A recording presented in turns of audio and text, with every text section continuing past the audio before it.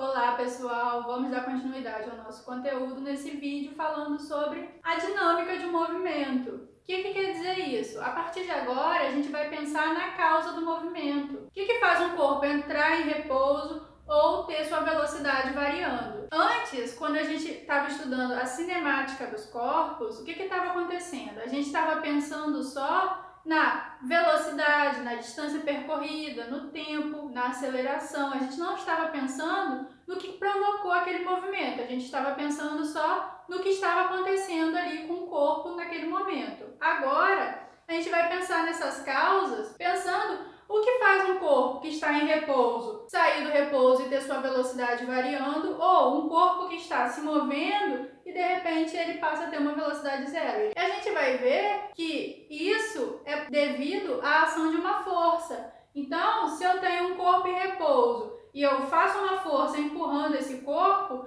eu mudo a posição e a velocidade do corpo. Ou se o corpo está se movendo e ele bate em alguma barreira, ele bate em algum obstáculo, ele tem sua velocidade igual a zero. Então, a partir do momento que uma força exerce uma ação sobre um outro corpo, eu posso ter uma variação ali de velocidade, como efeito. Então, a força ela pode ser entendida como fruto da interação entre dois corpos. Então, um corpo faz a força, exerce a força sobre o outro que vai sofrer a ação dessa força. Então, a força sempre vai ser a interação entre dois corpos diferentes. Essa força, além dela ter uma intensidade, ela vai ter uma direção e um sentido. Então, a força é uma grandeza vetorial. E isso aqui vai ser muito importante, porque agora a gente vai ter que usar a ideia de vetor para trabalhar essas forças que estão sendo aplicadas sobre um corpo. Eu posso ter uma força ou várias forças atuando ao mesmo tempo sobre o mesmo corpo. E a aplicação de uma força ou de várias forças sobre um corpo vai ter alguns efeitos ali, vai causar alguns efeitos. Por exemplo, a deformação. Então, quando eu faço uma ação sobre um corpo, quando eu faço uma força sobre um corpo, eu posso ter como um efeito a deformação desse corpo. Por exemplo, se eu tenho uma folha de papel e eu aperto essa folha, eu amasso essa folha, eu estou fazendo uma força sobre ela. E depois da aplicação da força, a folha que estava retinha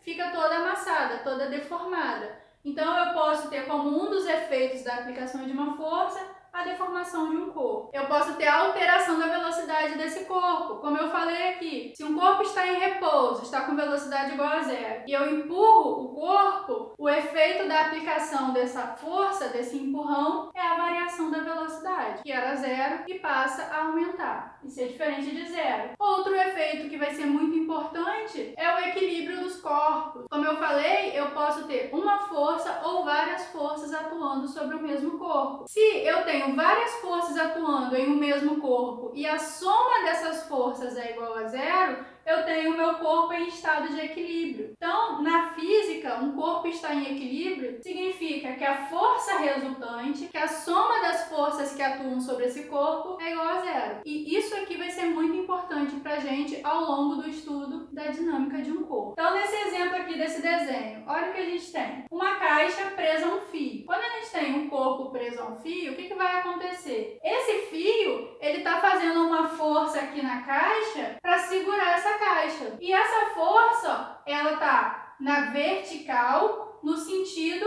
para cima. Então, o fio está fazendo uma força, uma ação para cima na vertical, na caixa. E eu também vou ter uma ação da Terra, uma força da gravidade que atrai esse objeto para baixo. Lembrando sempre que sempre vai existir uma força de atração sobre corpos próximos à superfície da Terra, atraindo esse corpo em direção ao solo. A gente chama essa força de força da gravidade. Então, nesse caso de uma caixa presa a um fio, ela está sob a ação de duas forças diferentes. A força do fio para cima, a força da gravidade que a Terra exerce sobre ele para baixo. Se a soma dessas duas forças for igual a zero, esse corpo está em equilíbrio. E aí eu tenho uma caixa paradinha lá presa num fio. Se eu não tenho, por exemplo, a ação do fio, a força do fio puxando esse objeto para cima, eu só vou ter a ação da gravidade puxando a caixa para baixo, e aí ela começa a cair. Então, se a soma das forças for igual a zero, o objeto está em equilíbrio. Se a soma for diferente de zero, o corpo não está em equilíbrio. Vamos ver então agora os tipos de força que a gente vai estudar a partir de agora. A gente vai ver basicamente dois tipos de força: forças de ação à distância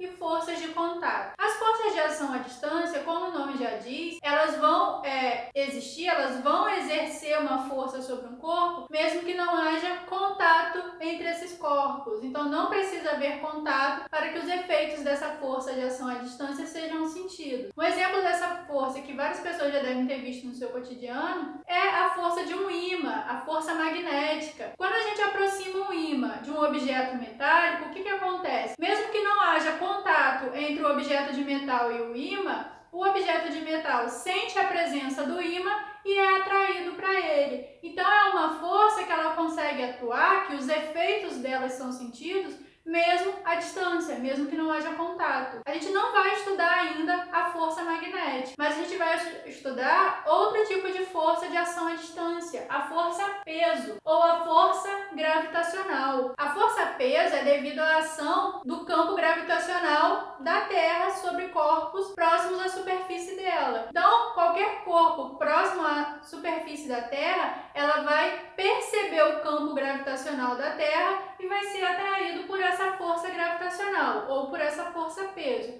Não só a Terra vai ter um campo gravitacional ali.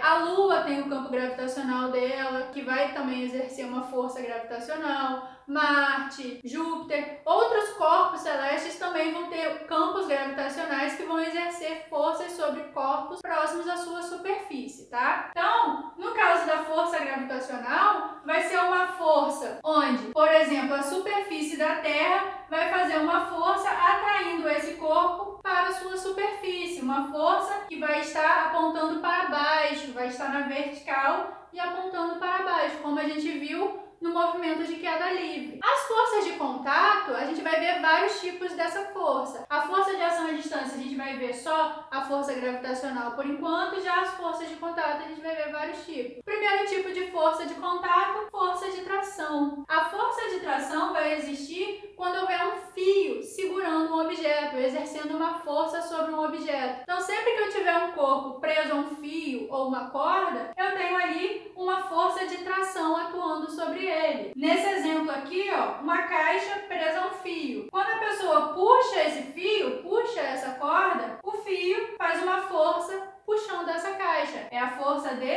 tração. A gente vai chamar, no caso da força peso, a gente vai chamar de P para poder diferenciar as forças, tá? Outra força de contato que a gente vai ver é a força elástica. A força elástica vai existir sempre que houver uma mola exercendo uma força. Sempre que um corpo que pode ser esticado ou comprimido estiver exercendo essa força. Então, no desenho aqui a gente tem uma mola presa a uma caixa. Se eu faço uma força esticando aqui essa mola vai fazer uma força tentando voltar para o seu estado relaxado, tentando voltar para o seu tamanho original. Então, sempre que houver uma mola, vai existir uma força ali atuando, sendo chamada de força elástica. Essa força a gente vai chamar de FEL, força elástica. Outra força de contato é a força normal. A força normal, ela vai ser uma força de interação entre duas superfícies. Então, sempre que tiver um corpo apoiado sobre uma superfície, essa superfície vai fazer uma força sobre o objeto que está apoiado ali, tá? E essa força, ela vai ser uma força perpendicular. O que quer dizer isso?